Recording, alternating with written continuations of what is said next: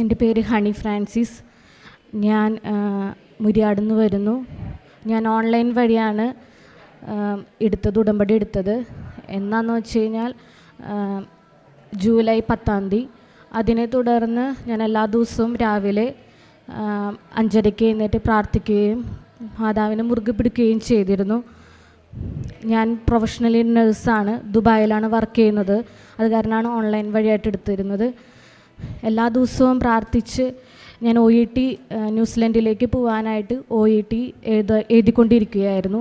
6ാമത്തെ പ്രാവശ്യമാണ് OET പാസ്സായത്. November 19 എക്സാമിന് എനിക്ക് ഏറ്റവും ഭയങ്കര ടഫായിരുന്നു ആ എക്സാം. അതിന് മുന്നുള്ള എക്സാമുകളൊക്കെ നല്ല ഈസി ആയിരുന്നെങ്കിലും ഞാൻ വിചാരിക്കും കിട്ടുമെന്ന്. പക്ഷെ മാതാവിനെ മുറുകെ പിടിച്ച് എല്ലാ ദിവസവും പ്രാർത്ഥിച്ച് പഠിക്കുന്നതിനേക്കാളും കൂടുതൽ ഞാൻ ദൈവത്തിലേക്ക് അടുക്കുകയാണ് ആ സമയത്ത് ചെയ്തിരുന്നത്. അതിനെ തുടർന്ന് നവംബർ 19 എക്സാം പാസ്സാവുകയും ഞാൻ നാട്ടിലേക്ക് വരികയും ചെയ്തു. അപ്പോൾ തന്നെ ഞാൻ മാതാവിനോട് വാക്ക് കൊടുത്തിരുന്നു, കൃപാസനത്തിൽ വന്ന് ഞാൻ അങ്ങയോട് നന്ദി പറയാമെന്ന്. അതിനെ തുടർന്ന് എനിക്ക് ദൈവാനുഗ്രഹം കൊണ്ട് ഒരു തടസ്സങ്ങളുമില്ലാതെ ന്യൂസിലൻഡിലേക്കുള്ള കാര്യങ്ങൾ ചെയ്തു കിട്ടി. അതിൻ്റെ ഇടയിൽ ഒരു അപ്രതീക്ഷിതമായ ഒരു വലിയൊരു അനുഭവം എനിക്കുണ്ടായി. എനിക്ക് സത്യം പറഞ്ഞാൽ ഇവിടെ വന്ന് സാക്ഷ്യം പറയാൻ പോലും ഒരു അപകർഷത ബോധമായിരുന്നു. എനിക്കൊരു ക്യാൻസർ പിടിപെട്ടു. അതിൻ്റെ ഇടയിൽ മെഡിക്കലിന് ഞാൻ ജൂലൈ 21 പോയി തിരിച്ചു വന്ന് മാതാവിന് നന്ദി മാത്രം പറയാൻ വേണ്ടി വന്നതായിരുന്നു. ആ സമയത്തൊന്നും എനിക്കറിയില്ലായിരുന്നു, എൻ്റെ ഡയഗ്നോസിസ് ഒന്നും ആയിട്ടുണ്ടായിരുന്നില്ല. ഞാൻ കാറിൽ വെച്ച് തന്നെ മാതാവിന് ലെറ്റർ എഴുതി, മാതാവേ നന്ദി, ഇനിയുള്ള എല്ലാ ജീവിതത്തിലുള്ള എല്ലാ വരുന്ന സാഹചര്യങ്ങളും എന്നെ പൊരുത്തിപ്പെടുത്തണമേ, എനിക്കെല്ലാം നല്ലത് മാത്രം തരണേ, എൻ്റെ മക്കളെ അനുഗ്രഹിക്കണമേ എന്ന് പറഞ്ഞ് നന്ദി മാത്രം പറഞ്ഞ് ഒരു ലെറ്റർ എഴുതി ഇതിൻ്റെ ഫ്രണ്ടിൽ ഞാൻ വന്ന് നിന്നു. അപ്പം 8:45 രാത്രി 8:45. 9 മണിക്ക് ഇവിടെ പള്ളി അടയ്ക്കും. അപ്പം പുറത്തുള്ള ചേട്ടന്മാർ പറഞ്ഞു വേഗം വന്ന് മുത്തിക്കോ, ഇപ്പം പള്ളി അടയ്ക്കുമെന്ന് പറഞ്ഞു. ഞാൻ ആ കൃതജ്ഞതയും എടുത്ത് ഫ്രണ്ടിലേക്ക് വന്ന് ആദ്യത്തെ ഫസ്റ്റുള്ള മാതാവിൻ്റെ അടുത്ത് വന്നപ്പോൾ ഞാൻ ആ കൃതജ്ഞത മാതാവിന് ഞാനൊന്നും ചോദിച്ചില്ല. ഞാൻ പറഞ്ഞു എൻ്റെ എല്ലാ കാര്യങ്ങളും നിങ്ങൾക്ക് അറിയാമല്ലോ, നന്ദി മാതാവേ എന്ന് പറഞ്ഞ് അത് കാണിച്ച് ജസ്റ്റ് ഞാൻ പിടിച്ചുള്ളൂ. അപ്പോഴേക്ക് എൻ്റെ മേത്തിൽ ഷിവറിങ്, എൻ്റെ മേത്ത് എന്തോ ഉണ്ടായ പോലെ എനിക്ക് തോന്നി. എനിക്ക് എൻ്റെ ഫ്യൂച്ചർ കാണിച്ചു തന്നു. ഞാനൊരു നഴ്സായി പുറത്ത് ജോലി ചെയ്യുന്നതാണ് എനിക്ക് ദൈവം കാണിച്ചു തന്നത്.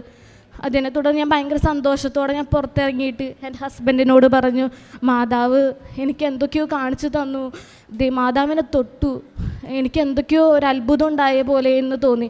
ആ സമയത്തൊന്നും എൻ്റെ ദുഃഖകരമായ വാർത്ത ഞാൻ അറിഞ്ഞിട്ടില്ല. അതിനുശേഷം ജൂലൈ 27 പോകുന്നത്. പിന്നീടുള്ള കാര്യങ്ങൾ ഒരു യാന്ത്രികമായിരുന്നു.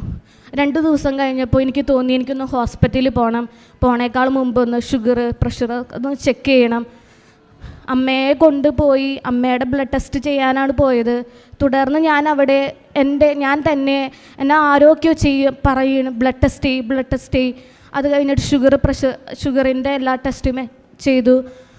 അത് കഴിഞ്ഞിട്ട് ഞാൻ വീണ്ടും ചെന്ന് ആ പേപ്പറിനെ മേടിച്ച്, അല്ല എനിക്ക് TSH തൈറോയിഡ് ഫങ്ഷൻ ടെസ്റ്റും കൂടി ചെയ്യണമെന്ന് പറഞ്ഞു. അതങ്ങനെ ചെയ്ത് അന്ന് തന്നെയായിരുന്നു എല്ലാ കാര്യങ്ങളും ഉണ്ടായത്.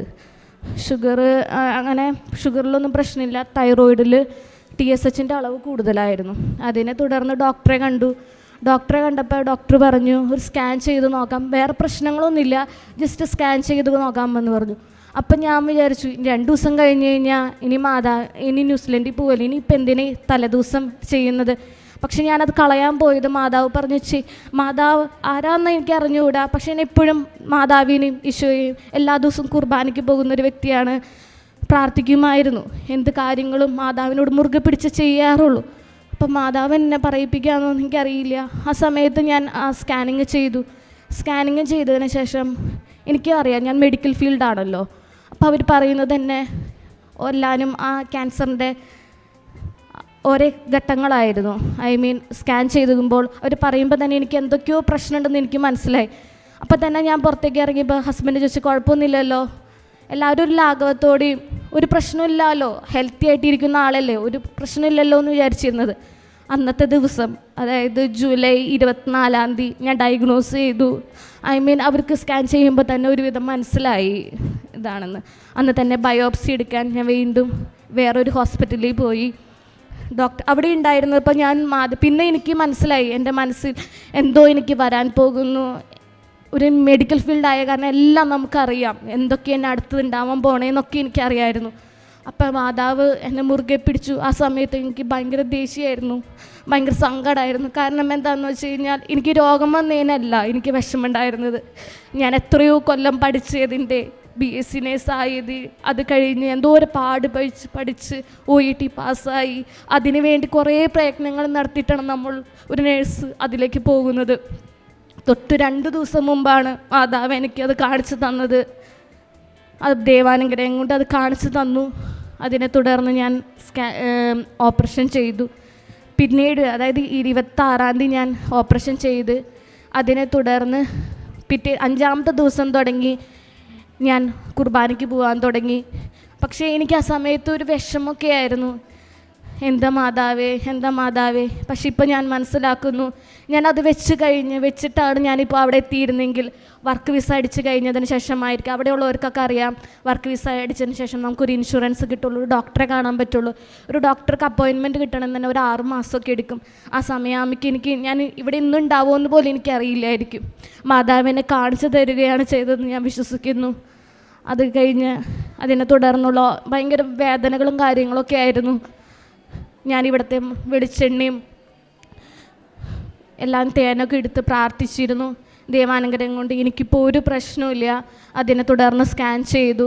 ഡോക്ടേഴ്സ് പറഞ്ഞു, നീ പെർഫെക്റ്റ്ലി ഫിറ്റാണ്, നിനക്ക് എവിടെ വേണമെങ്കിലും പോവാം. ഞാൻ ഈ 14-ാം തീയതി ദൈവാനുഗ്രഹം കൊണ്ട് മാതാവിനെ മുൻനിർത്തിക്കൊണ്ട് പോവുകയാണ്. ജൂലൈ 14-ാം തീയതി. ഇവിടെ ഇരിക്കുന്ന എല്ലാവരുടെയും പ്രാർത്ഥന എനിക്ക് വേണം. ഇവിടെ വന്ന് പ്രാർത്ഥിച്ചു കഴിഞ്ഞാൽ ഒരിക്കലും മാതാവ് ഉപേക്ഷിക്കുകയില്ല. എനിക്കിനി സത്യം പറഞ്ഞു കഴിഞ്ഞാൽ എൻ്റെ വീട്ടുകാർക്ക് അറിയില്ല എനിക്കൊരു ക്യാൻസർ ആയിരുന്നു. ഒരാൾക്കാരെന്നോട് ചോദിക്കും, സർജറി കഴിഞ്ഞ് ചോദിക്കും എന്തുണ്ട്, ഞാനപ്പോൾ കൂടുതൽ ഉത്തരങ്ങൾ പറയാനുള്ള ഒരു മടി കൊണ്ട് ഞാൻ പറയും കുഴപ്പമില്ല, എനിക്കൊരു കുഴപ്പമില്ല എന്ന്. പക്ഷെ എല്ലാ ദിവസവും കിടക്കുമ്പോഴും മനസ്സിലൊരു മനസ്താപം വരും. എനിക്ക് ദൈവം തന്ന അനുഗ്രഹം ഞാനത് ആരോടും പറഞ്ഞില്ലല്ലോ. ഞാൻ അനുഗ്രഹത്തിന് നന്ദി പറയാൻ വേണ്ടി വന്നതാണ്.